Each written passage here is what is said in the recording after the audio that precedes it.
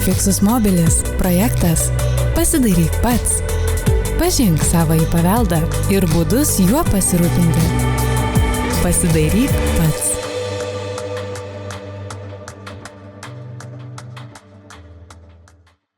Paveldo pastatai buvo statomi iš vietinių medžiagų, pasitelkiant senovinės tradicinės technologijos, kurios buvo žinomos ir naudojamos ištisus šimtmečius.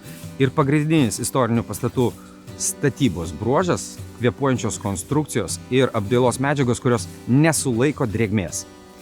Prižiūrint ir šių dienų poreikiams pritaikant istorinius pastatus, itin svarbu nenueiti lengviausių kelių, nenaudoti lengvai prieinamų ir drėgmei atsparių statybos medžiagų. Tai yra laikinai iliuzija ir ilgoje perspektyvoje tikrai bus bėdų. Ir tai aktualu ne tik į kultūros vertybių registrą įtrauktiems, bet visiems seniems statiniams. Dažniausiai į specialistus mes kreipiamės dėl didelių konstrukcijų tvarkybos darbų. Patinkuoti, padažyti, išdrįstame patys. Ir čia svarbiausia žinoti būdingus apdailos pažeidimus ir jų priežastis. Šiame siužete kartu su Fixus Mobilis specialistais aptarsime medžiagų suderinamumo problemas ir kaip jas išspręsti. Gera turėti specialistą vardu Saulius, kai saulė yra už debesų. Sauliu, tu esi ekspertas konstrukcijose pastatų, taip? Į tavo turbūt daržą dar įtraukiama ir visa tai, kas yra išorėje. Kokie dažniausiai būna defektai kultūros paveldo pastatų išoriai? Tinko defektai, nes Lietuvoje populiariausia apdaila yra pastato tinkavimas. Ir tie defektai dažniausiai atsiranda dėl blogai paruošto pagrindo, ar dėl aplinkos poveikių, ar jau šiais laikais dažniausiai dėl nesuderinamų medžiagų.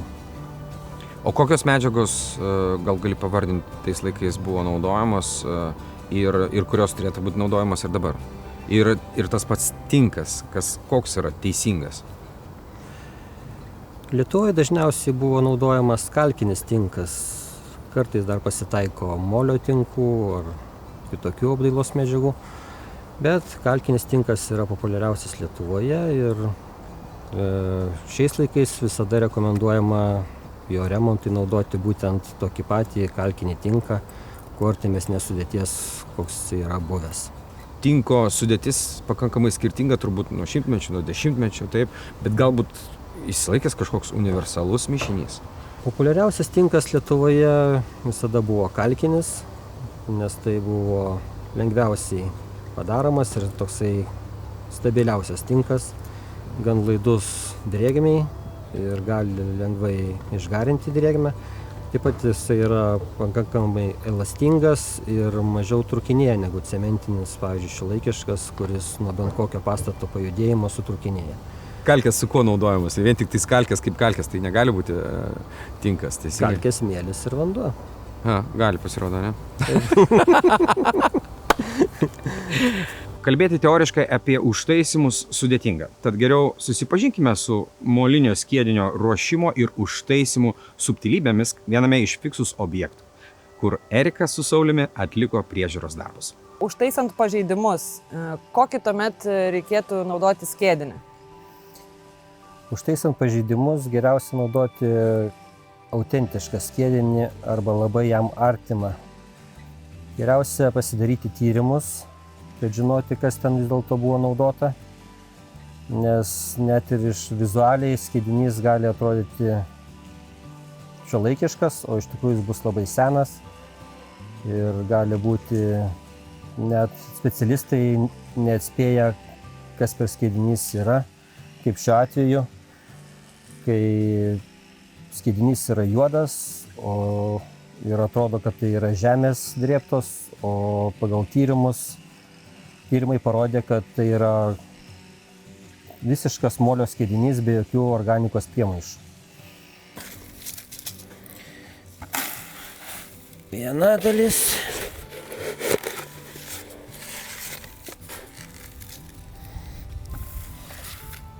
Du.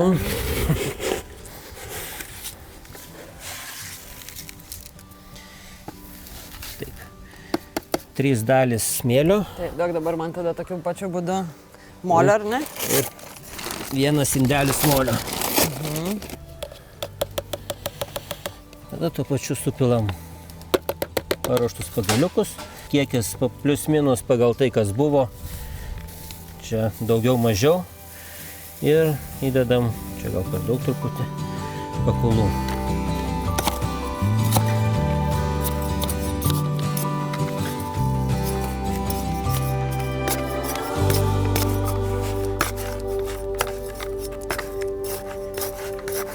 Tupil vandenį aš maišau. O vandens užpylus, tai reikia žiūrėti pagal konsistenciją, būtent pačio skiedinio.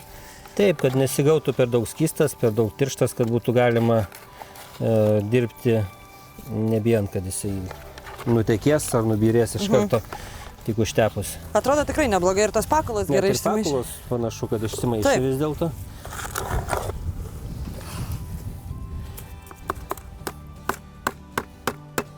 Nu ką, galim bandyti prie sienos. Užtaisimai. Ant sienos matome pažeidimus nuo senatvės greičiausiai čia. Daugiausiai sienos apačioje tiesiog ištrupėjęs ar ištekėjęs skiedinys visas. Prieš tai buvo bandyta, toksai visiškai... Bet jis labai trapus. Labai vyrantis. Matyt, šioje vietoje buvo naudojamas nekokybiškas molis iš vietinės kažkokios tai upės, griovio ar kažkur, todėl jisai yra trapus. Ir mes pabandysime šiandien tiesiog užglaistyti netekimus ir pagal galimybės juos uždažyti.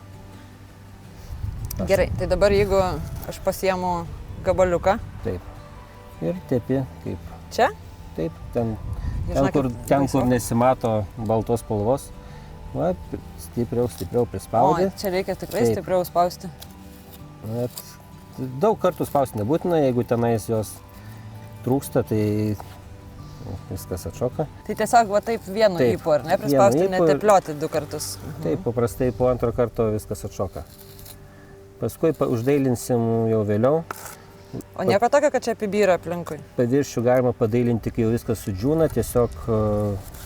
Tai dabar grubiai taip daugiau, ar ne? Taip, labiau grubiai, kad geriau užsiteptų ir priliptų.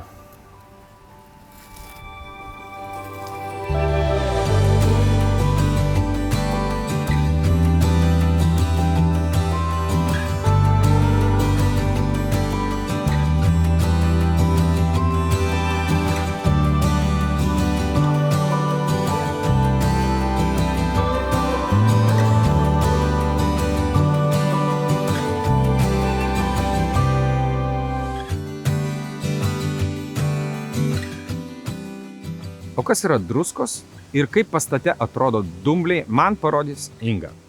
Keliaukime į pastato rūsį ir pačiupinėkime druskas praktiškai.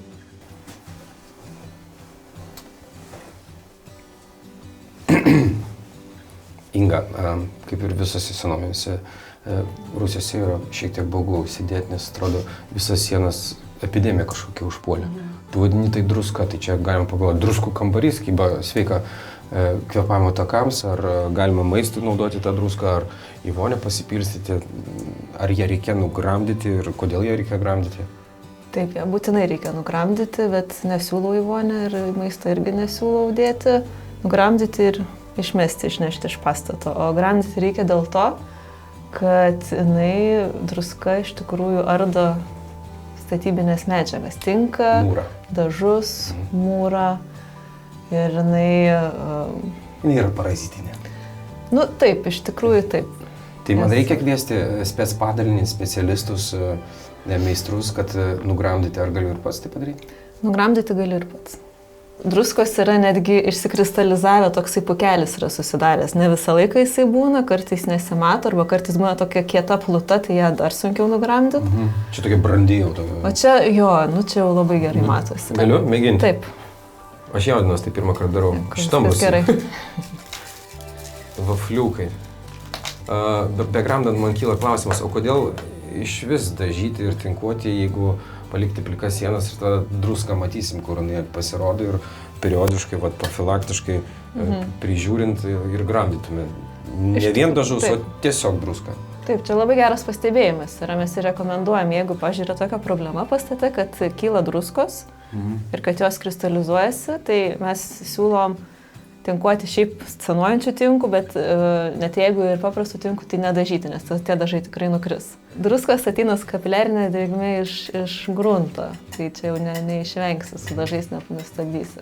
Ir labai svarbu druskas valyti tokiu sausai, be vandens, dėl to, kad šitos druskos, kurios pažeidžia pastatą, jos yra vandenyje tirpios druskos. Ir jeigu mes jas, pavyzdžiui, valysime su vandeniu, tai jos ištirps ir tas vanduo susigers atgal į mūrą ir vėl pasaka be galo. Taip. Aš pastebėjau tas druskas esant ir bažnyčiose, kur freskos gražiausios ir dėl, nežinau, ar langų per mažai, ventiliacija prasta, bet ir jos ten irgi gyvena, tai jau kur yra freskos, tai yra kultūros super paveldas, kur atrodo prisilies negali tikrai. Tai ar ten galėčiau valyti? Viso labo druską noriu valyti. Ir yra tokiu atveju, kad yra tikrai labai vertingas kažkoks tai dažymas, ar freskos, ar kažkokia polichromija ir tose vietose atsiranda druskos, tai tokiu atveju jau geriau kreiptis į specialistus, kad jie įvertintų ir pažeidimų lygį ir kad jie galėtų taip jau tai savo metodais, kuriuos jie ten ir kompresus deda ir tiesiog pašalinti tas druskas, nepažeidžiant tų jau vertingų elementų pastato. Tai maždaug, Leonardai, dirbti ties rūsiu ir to užteks kol kas, ne? Taip. Jeigu tai yra, sakykime, kažkoks tai ten nėra jokios tapybos, kad ir toj pačioj bažnyčiai, sakykime, paprastas, ten, ar kad ir rūsio mūras tikrai galima, bet vėlgi vis tiek reikia atsargiai elgtis, nes vis tiek yra paveldas ir stengtis nepažįsti tos autentiškos materijos. Daugelį mano matytų namų tinkuoti ar mediniai paviršiai yra dažyti. Vaikščiodamas net ir senamiestyje matau fasaduose nutrupėjusius dažų sluoksnius. Ir vis galvodavau, kokiagi to priežastis.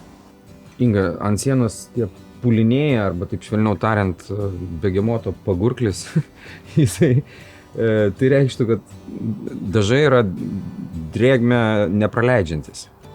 Kokie apskritai fasadai yra skiriami dažai? Taip, tai čia labai teisingas pastebėjimas. Ir jeigu mes matome tokius susidariusios puslės nuo drėgmės, kuri negali išgaruoti, vadinasi, kad susikaupęs vanduo susikaupia dėl to, kad dažai tiesiog nepraleidžia. Ir tai yra tiesiog tokie dažniausiai tie šiuolaikiniai vadinami sintetiniai dažai, akriliniai, alkidiniai, kurie tiesiog jie sudaro drėgmei ir orui nepraleidžia plėvelę. O kadangi dažniausiai istoriniai pastatai yra tinkuojami kalkiniu tinku, kuris drėgmę pasisavina ir išgarina. Tai yra natūralus procesas, namas įsikvėpuoja. Tai visos natūralinės medžiagos, jos lengvai pasiema drėgmę ir ją paleidžia. Bet jeigu mes uždarome tą drėgmę su dažais, pavyzdžiui, tokiais sintetiniais, tai tada ir atsiranda problemos, pradeda tinkas šusti po jais. Ir tiesiog tada turim tokius ne tik dažai nusilupa, bet tada jau ir tinkas pradeda birėti. Pasiekmes iki pat plytų. O tengi galėjo būti polichromija, freskos. Inga, šis pažeidimas, jis yra stambus? Taip, tai šitas pažeidimas yra tikrai ganėtinai stambus, nes yra pažeisti nemaži plotai, tai tokiu atveju reikėtų kreiptis į atestuotus specialistus, kurie nustatytų tą pažeidimų mastą. Ir taip pat, jeigu, pavyzdžiui, yra pažeistas net ir, sakykime, ir mažiau, bet pažeistas, sakykime, polichrominio dekoro yra ant sienų. Arba, tiesiog kažkokie tai dažymai, ne vien tik vientisa spalva, tai ir tokiu atveju taip pat reikia kreiptis į atestuotus specialistus, kad jie įvertintų ir nustatytų, kokiu reiktų veiksmų imtis. Tiesiog, kad kuo išsaugoti, kuo daugiau tos autentiško dažymo ir kuo mažiau pažeisti. Aš tokias išvadas turiu. Jeigu jau ne tik dažai lūpasi, bet ir tinkas iki pat plytų, Ir būna, kad dažais būna polichrominis menas uždažytas ir jeigu jisai pasimato, tai tada jau savarankiškai nieko nedaryti, tiesiog kreiptis į specialistą, taip? Taip, ir iš tikrųjų kartais net gali ir nesimatyti, tai irgi reikia labai, sakykime, jeigu yra senas pastatas, bet kuriuo atveju visų pirma reikia įsitikinti, nes vertybių registre ir nėra net įtrauktas, sakykime, tas dažymas arba polichrominiai sprendimai nėra įtraukti į kaip vertingoji savybė, net jeigu ir nesimato, tai irgi reikia labai atsakingai žiūrėti, bet taip, bet kuriuo atveju jeigu jau matome kažkokios tai polichromijos, tai visą laiką reikia kad kažkas tai įvertintų jau iš paveldosauginės pusės. Jeigu aš esu šeimininkas dvaro ir staiga, užsimanau šiais laikais pilka spalva, pilki atspalviai, netgi į haki spalvos nusidažyti, ar galėčiau sau leisti su kultūros paveldo pastatu? Ne, tikrai šitų dažyti bet kokią spalvą, kokią tik nori, mes negalim, nes tai yra paveldo objektas ir fasadų dažymai ir vidaus patalpų taip pat dažymai turi būti jau parinkti atestuoto specialisto pagal polichrominius tyrimus. Čia jau yra reglamentuota, taip? Taip. Jau jeigu nebent mes norime persidažyti tą pačią spalvą, tiesiog atsinaujinti paviršių, tai viskas yra gerai, bet jeigu norisi, sakykime, keisti tą spalvą, tai tada tik tais pagal polichrominius tyrimus. Kiekvienas pastatas būdavo dažomas tam laikotarpiui būdingais dažais. Istoriškai Lietuvoje tinkuotiems paviršiams buvo naudojami kalkiniai klijiniai ir temperos dažai, o mediniams paviršiams aliejiniai, linų sėmenų pagrindo bei kalkiniai klijiniai dažai. Šie dažai yra suderinami su istoriniais paviršiais. Jie yra pralaidūs orui, gerai išgarina drėgmę, išskyrus temperą ir aliejinius dažus ant tinkuotų paviršių. Tad labai svarbu, perdažant parinkti ne tik spalvą, bet ir pastato laikmečiui būdingos sudėties dažus bei technologiją. Dažų sluoksniai, ypač interjere, būdavo dažnai atnaujinami ne tik dėl besikeičiančių savininkų skonio ar atsirandančių naujų technologijų kaitos, nori turėti savo patinkantį interjerą, o ne išsaugoti tai, kas liko, bet ir dėl atmosferos poveikio, mikroklimato bei įvairių kenkėjų. Įprastai būdavo dažoma tiesiai ant senųjų dažų, dėl yra didelė tikimybė, kad istorinėme pastate bus daug dažymo sluoksnių.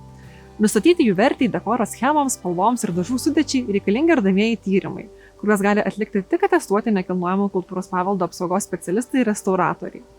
Jei šiuo metu negalite jų atlikti ir planuojate tik perdažyti, atnaujinti viena spalva be dekoro dažytą plotą, pasitarkite su atestuotu kultūros paveldo apsaugos specialistu ar restauratoriumi dėl dažų suderinamumo, kad naujas dažų sluoksnis nesunaikintų galimai giliau slypinčių vertingo dažymo, polichrominio dekoro ar tapybos sluoksnių. Ką daryti su šitom lentom, kurias norisi perdažyti? Perdažimas yra didelis ilgas procesas, tu tą žinai, ir labai daug pasiruošimo reikia prieš darant tą dalyką. Reikia išsitraukinėti visus vinis, reikia pritvirtinti visus blogai besilaikančius elementus. Apžiūrėti, apeiti, kol prieisi iki dažymo praeis labai daug laiko. Ir turbūt pats kontroversiškiausias reikalas yra senų dažų pašalinimas. Čia kontroversiška tarp mūsų, nes aš paimčiau bulgarkę ir nušveičiau, kad tu neleisi. Mes jau ir kalbėjom apie tai. Tai ne, bulgarkė galbūt yra geriau, net nežinau už ką geriau. Su bulgarkė gali pašalinti ir visą dailylentę, iki pat rastų gali pravaryti, ar ne?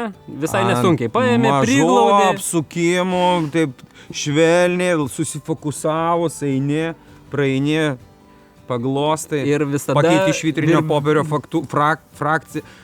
Ir vis tiek ratilai tokie liks tokie. Ir vis tiek tu neišvengsi, kaip tu kampučius visus prieisi. Daugybė profiliuotų yra lentų. Čia geras. Kampučius prieisi, va taip? Taip, gerai. Tai o kodėl tu lygiai to paties negali padaryti su ekscentriniu šlifuokliu, kuris nesisuka ir keisti tą pačią frakciją su plokščiu 15-12,5 cm šituo ir plokštumas nuvalyti su tokiu aparatu. Su juo daugiau kantrybės reikia, bet jisai tikrai švelnesnis ir nepažeis medienos taip giliai kaip su... Ir jokių būdų negalvoti apie medienos viso paviršiaus valymą su smėliasrove. Ypač seniam pastatam tai nežinau, galbūt savo kaimo trobelę ten galim paeksperimentuoti kažkaip tai, bet kažkokius visiškai smėliasrovės yra jau ten maždaug kažkokie Norvegijoje tyrimai padaryti, kad keletas minučių smėliasrovės atitinka 20-30 metų senėjimo, natūralaus senėjimo, dūlėjimo. Tai tu tiesiog, pats to nenorėdamas atseit pasidarai jau iš senoviško daikto, pasidarai dar senoviškesnį, išryškini tas rievės ir paskui sutrumpini pastato gyvenimą ten, nežinau, pusšimčių. O kaip prižiūrėti... Griaunu namą, ne? O kaip prižiūrėti metalinius paviršius? Taip, tai metaliniai paviršiai irgi gali būti dažyti, nes metalas irgi dažai ir metalas saugo nuo aplinkos poveikio ir jeigu kai tik tie dažai, sakykim, tas apsauginis sluoksnis yra pažeidžiamas ir atsiranda, ypač jeigu yra drėgmės, metalas pradeda oksiduotis ir pradeda rūdyti. Tai čia yra tas pagrindinis metalo pažeidimas, kuris, tiesiog, man atrodo, kiekvienas jau susidūręs ir žino. Metalinius paviršius visų pirma, tai reikia gerai nušveisti rūdis. Negalima dažyti ant rūdžių, dėl to, kad jeigu tik uždažysime, tas pažeidimai iš karto atsinaujins. Ir jie plėsis ir, tiesiog tai yra visiškai bergždžias darbas. Inga, iš tavo pirštinių sprendžiu, kad tu mėgsti teoriją, o aš iš savo pirštinių matai kokios padėvėtos. Labai mėgstu praktiką. Taip. Galime atlikti atnaujinimą metalo praktiškai. Tu lydėsi mane šitam procese. Gerai?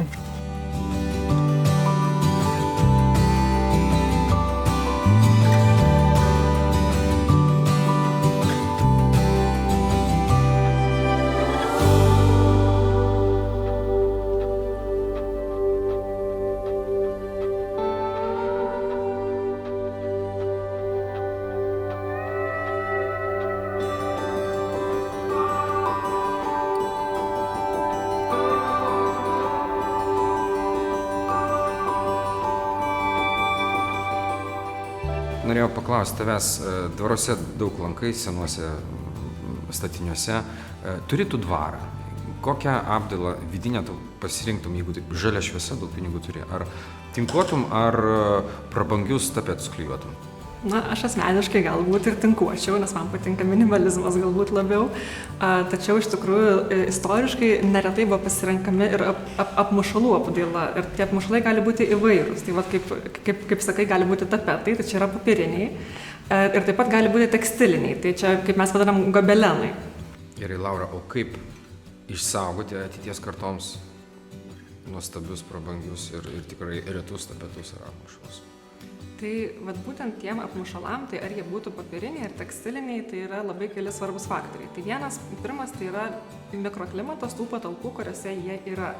Tai jeigu patalpose yra labai didelė drėgmė, tai tada gali pradėti irti tiek pati medžiaga, ar tai būtų popierius ar tekstilė, tačiau taip pat gali įsiveisti tokiose vietose tuos medžiagas valgančių kenkėjų, tai pavyzdžiui vabzdžių, kurie ir mėgsta, tarkim, tamsias, drėgnas vietas. Tai čia yra vienas faktas. Čia kandis? Kandis, pavyzdžiui. Kandis mėgsta apmušalus? Jeigu tai yra medžiaginiai, pavyzdžiui, tai tikrai gali juos pažeisti. Tai čia yra tas vienas aspektas. O kitas aspektas tai būtų saulės spinduliuotė, kuri vienose vietose patalpose, aišku, yra intensyvesnė, kitose mažiau intensyvi, nes dėl jos irgi gali pradėti tiek blukti, tiek irti tas medžiagos. Tai, ką galima padaryti dėl to, tai, dengti langus užuolaidoms. Ir dar yra alternatyva ant langų klijuoti nuo ultravioletinių spindulių apsaugančias plėveles. Bet irgi prieš tai darant, kaip ir prieš bet ką darant, reikia pasitikrinti, ar, pavyzdžiui, pats langas, ar jo įstiklinimas nėra pastato vertingoji savybė, nes, tai vėlgi gali pažeisti. Laura, jeigu tu manęs paklaustum, kokia tavo gražiausia, mylimiausia interjero dalis, tai kai būna senuose pastatuose, laiptinėse arba foje, tai yra senas plytelės. Ir tau patinka, ne? Patinka. Ar joms reikia kažkokios priežiūros ypatingos, kad jas išsaugoti, ar nebūtina? Atrodo toks amžinas dalykas.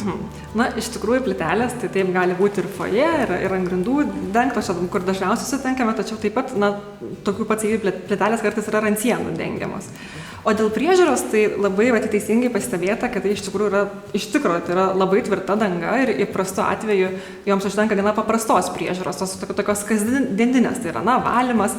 Jeigu, pavyzdžiui, suskilinėjusios plytelės ir norisi grąžinti tą patį raštą, ar tai didelis galvos skausmas, ar vis dėlto jau šiais laikais įmanoma atrasti kontaktų, kas galėtų atkartoti ir atsiųsti Na, tai yra visų pirma darbas restauratoriams, todėl kad kartais tas raštas gali būti per amžius bėgant pakitęs ar panašiai, tai na, visų pirma reikia padaryti tyrimus ir tik po to jau galvoti apie kažkokį atkūrimą, nes kartais būna išlikęs, tarkim, labai nedidelis fragmentas ir norint atkurti visą raštą, reikia daryti jau dekoro schemas ir mėginti pagal tai atkūrinėti.